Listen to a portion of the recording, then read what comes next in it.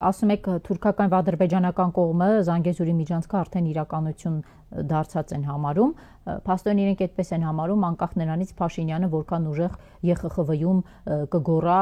ցանկացած այլ երկրի պատվիրակի վրա մուննատ կգա թե ինչու եք օգտագործում Զանգեզուրով միջանցք ձևակերպումը։ ԵԽԽՎ-ում Ադրբեջանի պատվիրակություն չկա, Թուրքիան էլ կարծեմ այդքան շատ լավ ընդլայնված անշարժ էր գոռալու համար։ Անշարժ էր գոռալու համար եւ դա պետք է ասեմ, որ դա ուղղված էր ոչ թե ոչ թե ԵԽԽՎ պատգամավորներին, ուղղված էր Հայաստանի ներքին լսարանին, իհարկե։ Եվ եթե տեսնենք թե ինչ այսպես մոլեգին մոլերանդությամբ տարածում են այդ խոսույթը մեր իշխանական լրատվամիջոցները, հասկանալի է դառնում, որ դա ընդամենը այսպես բեմադրություն է ուղղված ներքին լսարանին, որ տեսեք, ես երկրի իշխանության կրողը, տեսեք ինչ խրոխտ կեցվածքով պաշտպանում եմ մեր ձեռքբերված համաձայնությունների այն բովանդակությունը, որ ես եմ ասում, որ դա այդպեսին է։ Բայց մենք գիտենք, որ դա այդպեսին չէ։ Մենք գիտենք, որ այս կառավարությունը, այս վարչախումբը ոչ միայն տվել է, այլ նաև տալ է իրենց հիմնական գործառույթն է։ Ոչ միայն հրաժարվում է Հայաստանի շահերից, այլ նաև բացահայտ կերպով հայտարարում է, որ Հայաստանի շահերը ընդհանրապես չի էլ պաշտպանելու։ Ոչ մի բանակցությունում, ես ուզում եմ հատուկ մատնաշել, որևէ կերպ չի բարձրացվում հայ գերիների հարցը։ Այսօր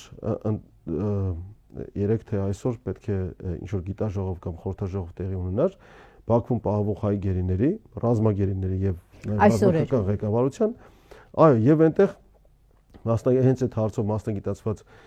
իրավագետներից մեկը մատնաշում է հենց 80-ից ավելի նաեւ բռնի անհետացման դեպքեր, որոնք ընդհանրապես չեն քննվում։ Եթե հիշում եք ժամանակին այսպես հերթապահ հայտարարություններ են անում յուրաքանչյուր վիրավորման կամ սահմանին մարտական կորստի դեպքում, որ քրեական գործ է հարուցվել ազգամիջյան թշնամանքի հողի վրա եւ այլն, բայց այս մարդկանց անհետացումը փաստագրված է, գոյություն ունեն տեսանյութեր, որում երևում են իրենք կենթանի շրջապատված Ադրբեջանի կամ Թուրքիայի զինյալներով եւ դրանից հետո անհետացել են։ Իրենց ճակատագրերի հետևից հայկական պետությունում իշխանությունը զավթած խմբակը չի գնում։ Մինչդեռ պարտավոր են իրենց սահմանադրական պարտականությունը Հայաստանի Հանրապետության քաղաքացիների անվտանգության ապահովումը, շահերի պաշտպանությունը։ Էլի կուզեմ ավելացնել, որ չեն էլ պահանջում օրինակ բռնազավթված ռազմակալված տարածքների վերադարձ։ Այդ տարածքներից Ադրբեջանի կամ չպետք է զելանանք նաև ասելու եւ Թուրքիայի ներկայությունը ազատելու։ Չեն պահանջում դա։ Պահանջելու համար պետք է ունենալ ռեսուրս, դուխ, խոսելու ունակություն, մենք տեսնում ենք լրիվ հակառակը։ Նենգափոխում են նույնիսկ այսպես կոչված սահմանազատման եւ սահմանագծման գործընթացը։ Գիտենք անցած տարի ապրիլ-մայիս ամիսներին Տավուշում տեղի ունեցավ ինչ-որ փոքր հատվածներում սահմանագծում, այսպես ասած, որի ընթացքում Ադրբեջանի տիրապետության տակ անցան մեր տիրապետության հայկական կողմի Հայաստանի տիրապետության տակ գտնվող տարածքներ, պնդում էին, որ Google-ի քարտեզներով եւ այլն, որ ոչ մի հող Հայաստանի սուվերեն տարածքի չի հանձնվել, բայց Բերքարբերի ջրամբարի ափին, հյուսիսային ափին, հյուսիս-արևմտյան, այսպես ասած ափին, կա 63 հեկտար մակերեսով տարածք, որը նույն այդ Google-ի քարտեզներով, չլզլանակ կբացեք, Google-ի քարտեզներով պատկանում է Հայաստանին, բայց այդտեղ հայ գյուղացին, Հայաստանի քաղաքացին, որ ունի սեփականության վկայականով հաստատված սեփականություն, չի կարողանում արդեն 1.5 տարի չի կարողանում մուտք գործել։ Իդեպ իրենք խոսում էին, որ հաջորդը լինելու է նաև Բերքաբերի հատվածից մենք հող ենք ստանալու, ոչ մի քայլ այդ ուղղությամբ։ Հիմա պատերազմի հետ կապված Անդրանիկ Քոչարյանի գլխավորած հանձնաժողովը, պատերազմում պարտված ԿՊԱ-ական իշխանությունը որոշեց, որ պետք է ստեղծի պատերազմում պարտության պատճառները բացահայտող մի հատ հանձնաժողով, հանձնաժողովի նախագահությունը ստանձնեց Անդրանիկ Քոչարյանը, դարձյալ ԿՊԱ-ական падգամավոր, տարի ու կես քննեցին, թե ինչու 44-օրյա պատերազմի ժամանակ հայկական կողմը պարտվեց եւ վերջում ներկայացրել են զեկույց։ Հիմա էլ պարզվում է, այդ զեկույցը ազգային ժողովի լիագումար նիստերի օրակարգ Ալեն Սիմոնյանը չի ընդգրկում։ Ըստ Ալեն Սիմոնյանի իրավական հիմքեր չկան դա անելու։ Ըստ Անդրանիկ Քոչարյանի, եթե Ալեն Սիմոնյանը լիագումար նիստի օրակարգ այդ զեկույցը չընդգրկի, ուրեմն կառաջանան հարցեր։ Ինչ ունենք այս մասով։ Ես ուզում եմ մեր ունկնդիրներին եւ դիտողներին հիշեցնել, որ այս նույն քաղաքական ուժը, որը իշխանության եկավ 2018 թվականին, 2016-ի ապրիլյան պատերազմի հետ կապված էր քննիչ հանձնաժողով, այո, զեկույց ունի եւ չի հրապարակվել այս զեկույցի ոչ մի մասը։ Այո։ Այսինքն սրանք ոնց ասեմ, քրոնիկ հանցագործ են, կրկնահանցագործ են, եթե միայն այս զեկույցները քննիչ հանձնաժողովների մասով ունեն, կրկնահանցագործ են։ Անդրանիկ Քոչարյանի գլխավորած հանձնաժողովը, քննիչ հանձնախումբ, հանձնաժողով չգիտեմ ոնց է կոչվում, ինքը օրենքի խախտումով ուշացրել է այս զեկույցի պատրաստումը։ Բայց եթե վերադառնանք, ասենք, այդ զեկույցի բովանդակային մասին, ես անձամբ ճանաչում եմ շատ մարդկանց, որոնք բարձր պաշտոն են զբաղեցրել նախապատերազմյան եւ պատերազմի ընթացքում, մեկն էլ ձեր դիմաց հիմա նստած է, եւ չեն հարցաքնվել այդ հանձնաժողովի կողմից։ Հա։ Ես հիմա Անդրանիկ Քոչարյանին, ասենք, ուղիղ հարցը կարող եմ տալ, եթե չզլանը նայի, ինչի ինձ չեն կանչել։ Ինչի՞ն կարևոր բաներ ունեիք ասելու։ Ամեն դեպքում ես այն պաշտոնյաներից եմ, որը մինչև 2020-ի փետրվարը պաշտոնավարել է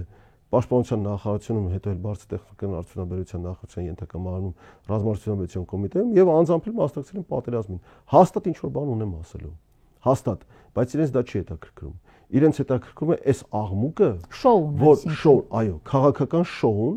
այո, եւ նաեւ ես համոզված եմ, որ սա բեմականացված շոու է, որովհետեւ սրանով լցնելու են տեղեկատվական դաշտը, տարբեր մարդիկ, տարբեր ասեկոսներ են հորինելու, ասում են հնտեսեք ԿՊ-ում իրար կոկորտ են կրծում եւ այլն, բայց դրա հետևում մնում է օրինակ 2016-ի զեկույցը, հա, մոռացել են մարդիկ։ Իսկ 2016-ի այն զեկույցն էր, որից պետք է դասեր քաղած լինեին։ Մենք հասարակությունը պետք է դասեր քաղած լինենք։ Իսկ 20-ի զեկույցներ չի լինելու։ 20-ի զեկույցներ կպարտակենք, ասենք, գիտեք ինչ կա։ Պաշտոնապես Արցախը ճանաչել ենք Ադրբեջանի մաս, Հայաստանի Հանրապետության տարածքից դուրս գտնվող իմաստ չունի։ Բայց այդ նույն տրամաբանությամբ պետք է հենց այսօր դադարեցվեն, ասենք, Ջալալ Հարությունյանի, Միքայել Արզումանյանի, տարատեսակ բոլոր այն գործերը, որոնք կապված են 20 թվականին տարբեր տեսակի ռազմական գործողությունների ընթացքի, այդ ընթացքում տեղի ունեցած դեպքերի եւ մնացած ամեն ինչի հետ։ Եթե դուք Արցախը ճանաչել եք Ադրբեջանի մաս, այդ մարդկանց ինչ եք դատում։ Հայաստանի իրավական տարածքից դուրս գտնվող դեպքերի մասին ենք խոսում, եթե չնայած ես ինքս անձամբ համարում եմ, որ Արցախը Հայաստանի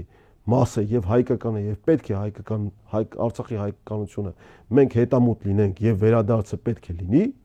բայց եթե այս իշխանությունը այդպիսի դիրքորոշում է որդեգրել, ապա պետք է մինչև վերջ գնա։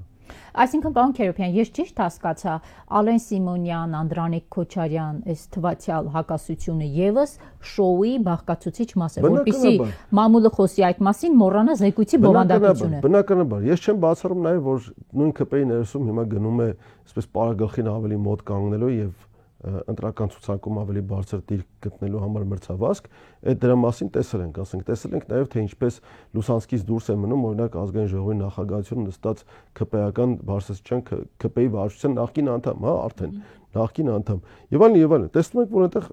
հենց նախընտրական process-ներ են տեղի ունենում, եւ այս շոուն էլ հենց այդ նախընտրական process-ների նախընտրական քարոզարշավի մի մաս է։ Ցույց են տալիս իբր թե ժողովրդավարություն, ցույց են տալիս իբր թե օրենք են պահում, պահպանում եւ այլն, բայց ասենք նույն Անդրանիկ Քոչարյանը ժամկետում չներկայացնելով զեկույցի նախագիծը կամ զեկույցը չներկայացնելով պետք է արդեն կարգապահական տուժերի ենթարկվածներ առնվազն պետք է մանդատից զրկված լիներ։ Առնվազն եմ ասում, հա, եթե էլ չասենք, որ ինքը պետք է արդեն դատարանի առջև կանգնած լիներ, ստանձնած լինելով պետական կարևորության գործ եւ դա տապալած լինելով։